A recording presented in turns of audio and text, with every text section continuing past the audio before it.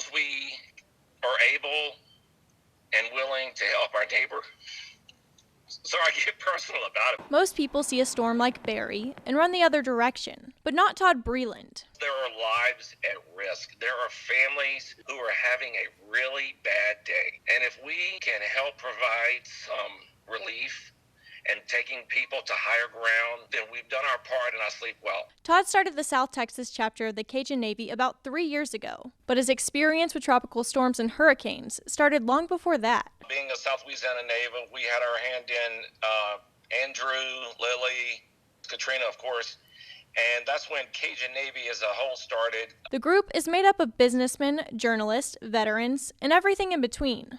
We are just a group of civilian volunteers that are available to help local authorities. Diverse backgrounds with one thing in common, a desire to serve.